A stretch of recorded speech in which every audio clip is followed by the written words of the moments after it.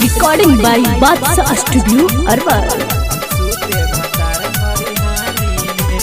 Music by Rohit Dikshit. चैत में बानी परेशानी में सूते भतार खरिहानी में। चैत में बानी परेशानी में सूते भतार खरिहानी में। अगिया लागल बा जवानी में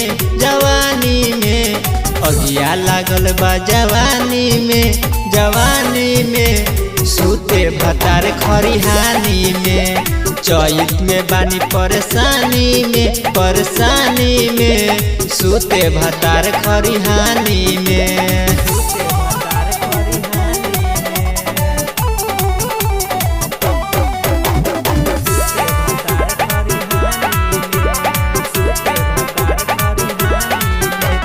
जहिया से चढ़ल बा चैत महीना,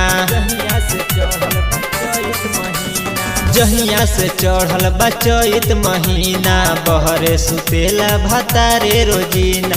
गेहूँ अचाना के फेरा में पियावा, रोज रोज मोर कुहकावत जियावा।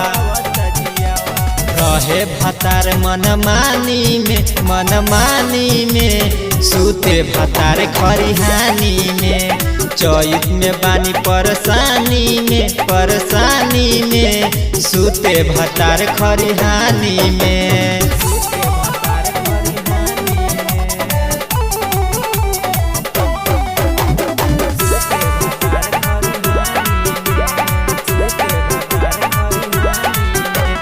चैत के गर्मी से मन लसियाता,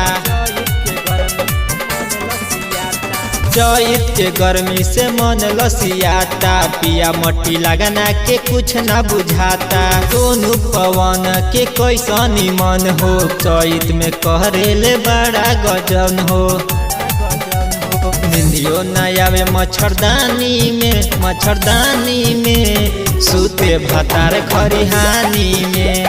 आगे लगल बा जवानी में सूते भतार खरिहानी में। Recording by Badshah studio Arwal.